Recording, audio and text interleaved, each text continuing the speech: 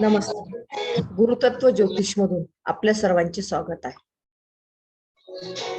आतापर्यंत आपण विविध प्रकारचे उपाययोजना पाहिल्या की ज्या उपाययोजनांमुळे आपल्याला पुष्कळशी आर्थिक स्थिती आपली चांगली होईल आणि त्याचप्रमाणे आपले पुष्कळसे ग्रह जे काही प्रॉब्लेम मध्ये होते त्याबद्दल सुद्धा आपल्याला चांगला फायदा मिळेल. आणि अगदी छोट्यात छोटे उपाय आहेत की ज्याच्यामुळे आपल्याला कुठल्याही प्रकारचं नुकसान होणार नाही आणि आपल्याकडे पैसा सुद्धा खूप चांगला आहे.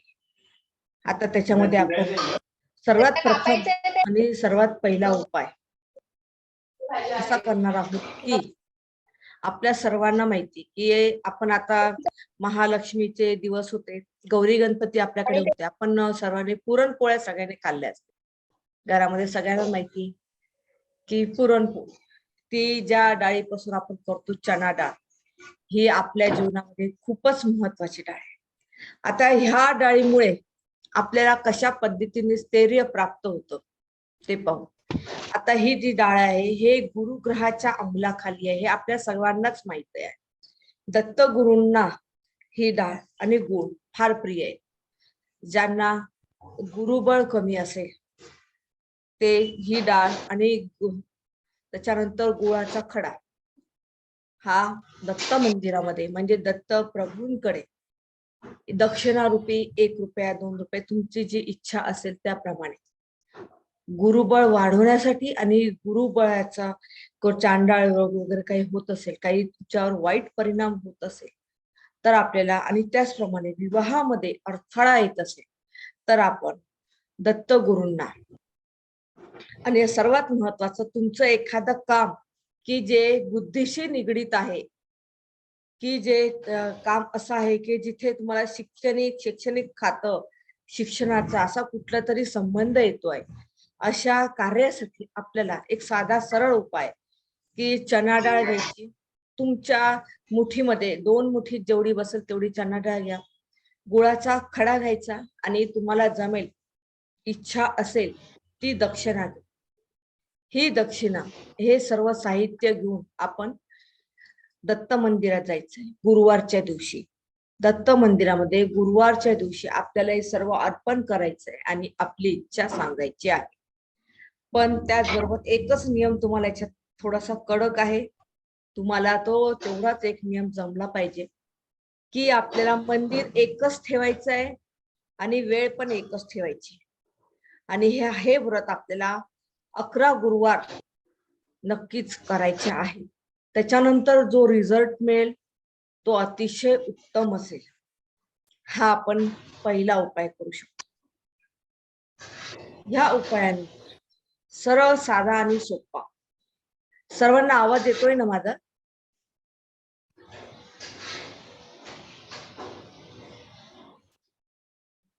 हॅलो. हो मॅडम. हो येतोय.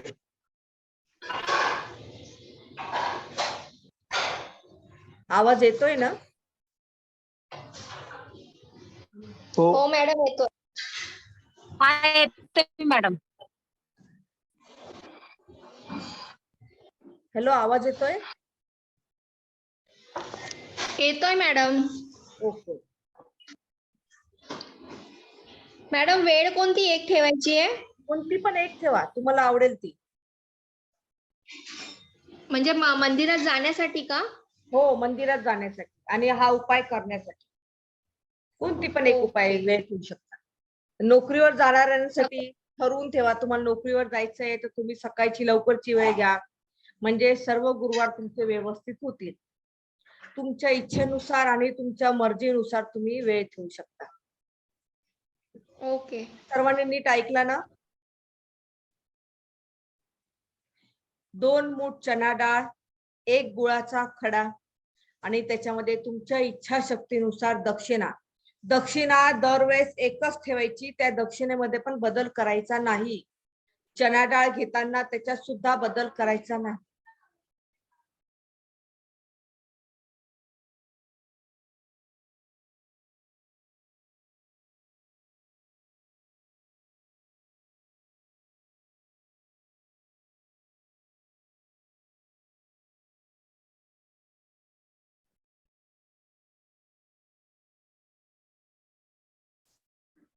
चना डाळ 2 मूठ, थोडासा गुळाचा खडा आणि दक्षिणा ही ठरलेल्या वेळेमध्ये दर गुरुवारी आपल्याला दत्त मंदिरामध्ये अर्पण करायची. अर्पण करताना तुम्ही ज्या कामासाठी हे करत आहात उपाययोजना, ते काम दत्त गुरूंना सांगायचं.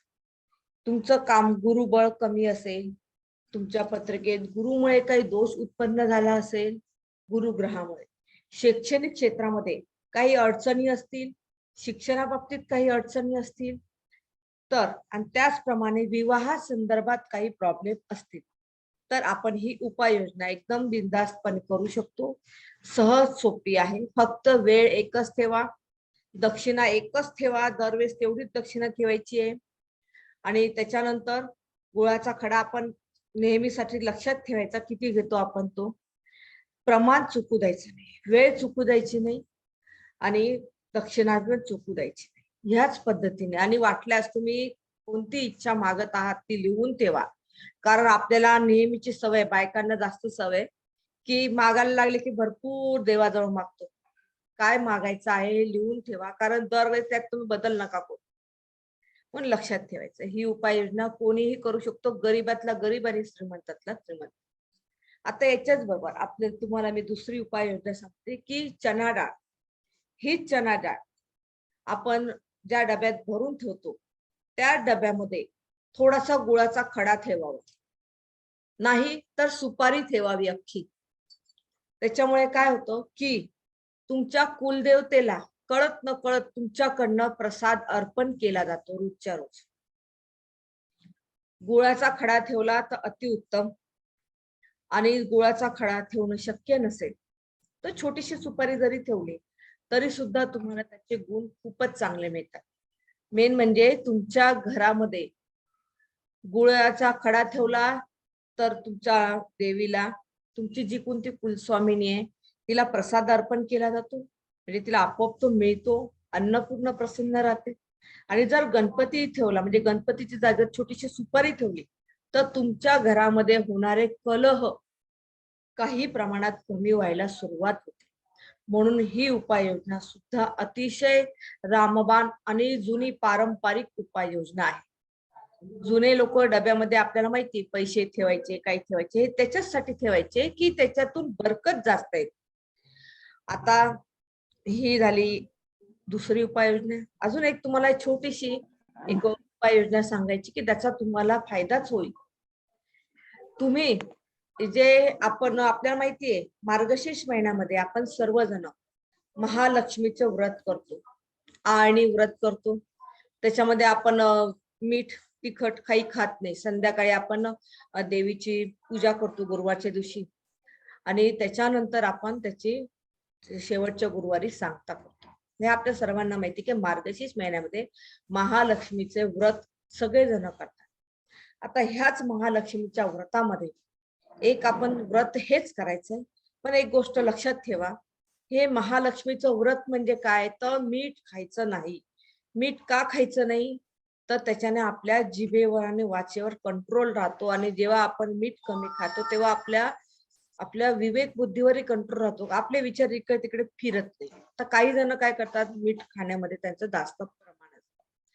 ठीक आहे, आता कोणाची सवय असली असेल, पण आता आपण मीठ कमी तर करू शकत नाही, पण कमीत कमी ज्यांना अधिकार पदाला जायचं आहे, ज्यांना उच्च पदाला जायचं आहे, त्यांनी तरी कमीत कमी आपला एक तर रविवारच्या दिवशी तरी मीठ कमीत कमी 12 वाजेपर्यंत किंवा पूर्ण संध्याकाळपर्यंत खाऊ नये. त्याच्या म्हणजे आपोआप सूर्यदेवाची सेवा तुमच्याकडनं होईल, आणि सूर्यदेवाची सेवा रविवारच्या दिवशी होते. लक्ष्मी प्राप्तीसाठी आपण रविवारचा दिवस निवडतो. रविवारच्या दिवशी म्हणजे आपण मीठ त्या दिवशी घेत नाही, म्हणजे लक्ष्मी पण मिळते आणि अधिकार प्राप्ती सुद्धा आपल्याला होते. आणि हेच मीठ आपल्याला प्लास्टिकच्या डब्यात न काढता आपण हे काचेच्या डब्यामध्ये मीठ काढायचं असतं. काचेच्या बरणीमध्ये हे मीठ काढायचं असतं. काचेच्या बरणीमध्ये मीठ काढलं तर काय होईल की जास्तीत जास्त आपल्याला लक्ष्मी प्राप्तीसाठी त्याच्यामध्ये अडथळे येणार नाहीत. एक मिनिट.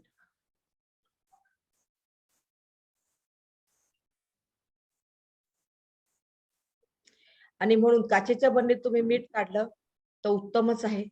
त्याच्यामुळे तुम्हाला आर्थिक प्राप्ती ही चांगल्या पद्धतीने होऊ शकते. आता हे आजचे जे तुम्हाला मी छोटे छोटे आणि घरगुती उपाय सांगितले आहेत, ताई हा, याच्यात काही अडचण आहे का हॅलो तुम्हाला? हा बोला बोला.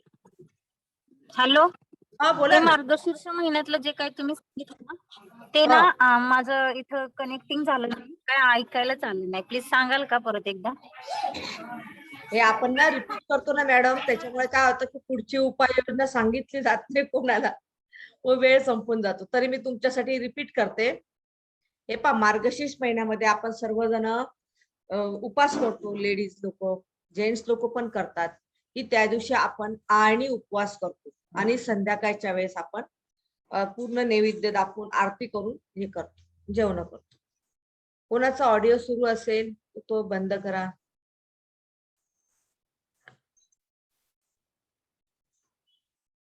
तर त्या लोकांनी, त्यांनीच नाही तर सगळ्यांनीच हा उपाय केला तर चालतो. की तुम्हाला जर अधिकार प्राप्ती पाहिजे असेल आणि त्याचबरोबर तुम्हाला लक्ष्मी सुद्धा पाहिजे, घरामध्ये लक्ष्मीचं स्थैर्य पाहिजे आहे, तर रविवारच्या दिवशी, नेहमीच रविवारच्या दिवशी, का तर रविवारी आपल्याला रवी ग्रहाचे चांगले बळ मिळेल आणि अधिकार प्राप्ती निर्माण होईल. चांगल्या पद्धतीचा आपण उच्च पदाला जाऊ शकतो. आणि त्याचबरोबर लक्ष्मी सर्वांनाच आपल्याला पाहिजे आणि लक्ष्मीचा सुद्धा आपल्याला वरद हस्त मिळू शकेल. यासाठी आपण रविवारच्या दिवशी शक्य तितक्या वेळेस आळणी उपवास करावा.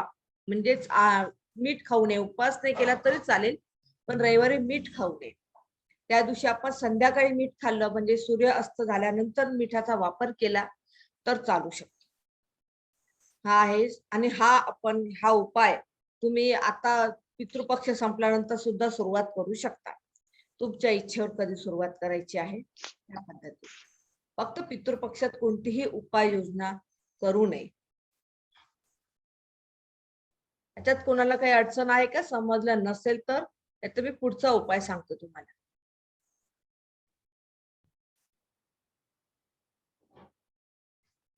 ओके.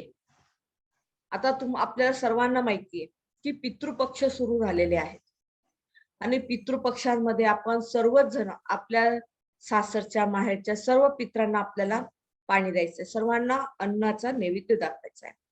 आता सासर माहेरचे दोन्ही पित्रांना नैवेद्य दाखवायचा असेल तर आपल्या सर्व जाणकारांना माहिती आहे की हा नैवेद्य आपण कोणत्या दिवशी दाखवतो? सर्व पित्री अमावस्येच्या दिवशी. तुम्हाला मी मागच्याच याच्यामध्ये सांगितलं की रोज तुम्ही दही भात आणि काळे तीळ याचा नैवेद्य दक्षिण दिशेला ठेवायचा आणि तो आपल्या पित्रांना दाखवायचा. हाच तुम्ही रेग्युलर चालू ठेवला तरी चालेल, पण तुम्ही हा चालू केलेला नसेलच, तुम्ही रेग्युलर करतच नसाल, काही अडचण असेल तर कमीत कमी सर्व पितरी अमावस्येला तुम्ही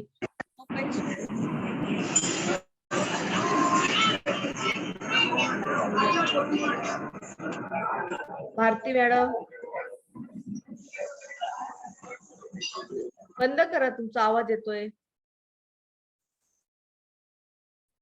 दक्षिण दिशेला पित्रांसाठी पान वाढून त्याचा नैवेद्य दाखवा. आणि जर पूर्ण स्वयंपाक शक्य नसेल तर दही भात आणि त्याच्यावर तीळ एवढं टाकून जरी तुम्ही तो नैवेद्य दाखवला तरी सुद्धा तो सर्व पित्रांना मिळतो. पण एक गोष्ट लक्षात ठेवा, सासर आणि माहेरचे जेवढ्या पित्रांचं तुम्हाला, जेवढ्या मृत व्यक्तींचे तुम्हाला नावं माहिती आहेत त्या सर्वांच्या नावाचा उल्लेख करा. आणि जे नावं माहिती नाहीत त्यांना फक्त जे मला माहित आहेत आणि जे मला माहित नाहीत अशा सर्व पित्रांना मी मनापासून नैवेद्य ठेवते आणि माझ्या कुटुंबाला आशीर्वाद द्यावा एवढीच तुम्ही त्यांच्याकडे प्रार्थना जरी केली तरीही तुम्हाला पित्रांचा खूप चांगल्या पद्धतीने आशीर्वाद मिळेल. स्पीकर कोणी सुरू केलेला आहे, आवाज येतोय त्यांचा.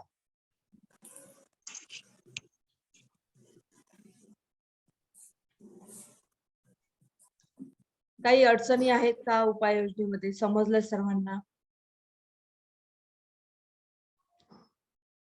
आता हे सगळे उपाययोजना तुम्हाला समजलेच असतील असे गृहीत धरते आणि पुढचं तुम्हाला एक पुढची छोटीशी अजून उपाययोजना सांगते की आपल्याला माहिती आहे वास्तुशास्त्रानुसार आपल्या ज्या दिशा आहेत पूर्व, पश्चिम, उत्तर, दक्षिण त्याच्यामधल्या पण उपदिशा आहेत.